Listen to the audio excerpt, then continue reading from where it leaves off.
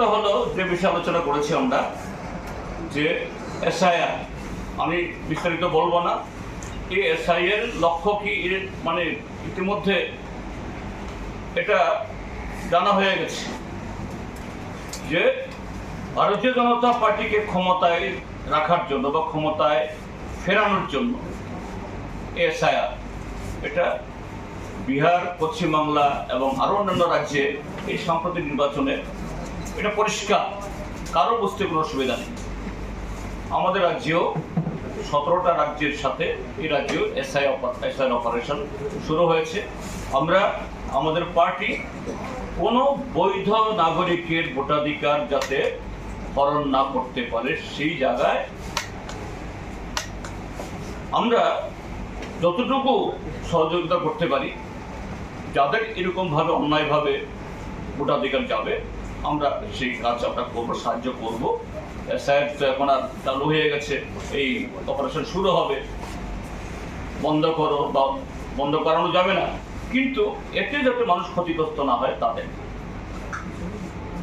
চতুর্থটা হলো আমাদের রাজ্য কমিটির সভাতে যেটা উঠে এসছে, গ্রাম ত্রিপুরাতে অভূতপূর্ব অর্থনৈতিক সংকট চলছে। আমি আপনাদেরকে অনুরোধ করব, আমাদের রাজ্য সরকারের মন্ত্রীরা প্রতিদিন সুশাসনের মডেল ত্রিপুরা করা আর মোদির 12 বছরের সমস্ত ফাঁকা বলি নিয়ে এখানেও রাস্তার সমস্ত দেওয়াল, সমস্ত গলি দখল করার জন্য আবার জনগণের টাকা নিয়ে নামছে। কিন্তু আমাদের পাহাড়ে এই ত্রিপুরা রাজ্য থেকে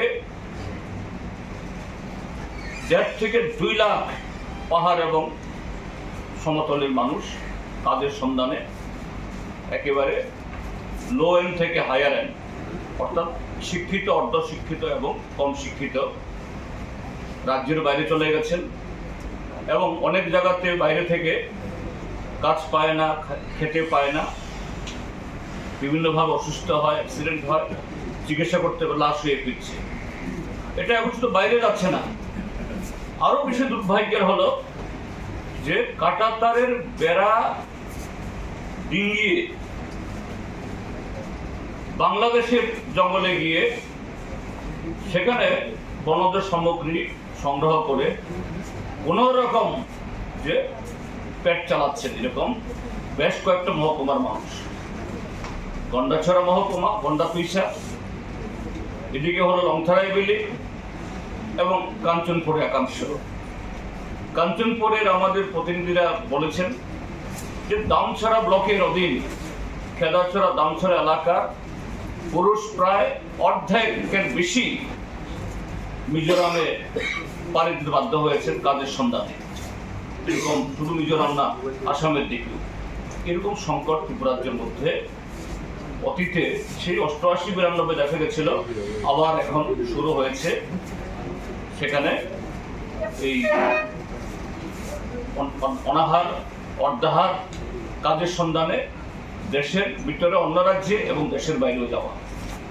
আমরা এই জায়গায় সরকার যে উদাসীনতা, রেগার সময়তে কাজ ছিল না, করলেও মজুরি পেত না, এখন জি রামজি বহু করে প্রচার করেছে, কিন্তু জুলাই মাস, এই জুন মাস প্রায় অর্ধেক চলে গেছে, তার কোনো খবর সেখানে নেই। যত সামান্য কোথাও কোথাও কাজ হলেও সেখানে আবার এই নানা ধরনের রাজনৈতিক দলাদলি, রং বাছাই, যারা একটু বিজেপির বিরুদ্ধে সমালোচনা করছে, এরা কাজ পাচ্ছে না। আমরা এর দাবিতে আগামী জুলাই মাসের প্রথম সপ্তাহে রাজ্যের সবকটি জেলা শাসকের অফিসে, ব্লক অফিসে, কোথাও কোথাও এডিসির জোনাল সাবজোনাল অফিসে আমরা গণডেপুটেশন দেব। তার সাথে যে এডিসিতে এবং রাজ্য সরকারের বিভিন্ন দপ্তরে যে লাগামহীন দুর্নীতি প্রতিদিন আপনাদের পত্রিকাতে, চ্যানেলেও সেখানে আসছে, এগুলোর বিরুদ্ধেও আমরা সেখানে আওয়াজ তুলব এবং কেন্দ্রীয় সরকারের যে সাম্প্রতিক যে এই লেবার কোড শ্রম আইন বাতিল করে এই শ্রমিকদের উপরে, শুধু আনঅর্গানাইজড না অর্গানাইজড শ্রমিকদের উপরে যে সমস্ত আক্রমণ এনেছে, তার বিরুদ্ধে আগামী 10 তারিখে সেখানে আমাদের শ্রমিক ফ্রন্ট শ্রমিক সংগঠনের উদ্যোগে কাজ খাদ্যের দাবি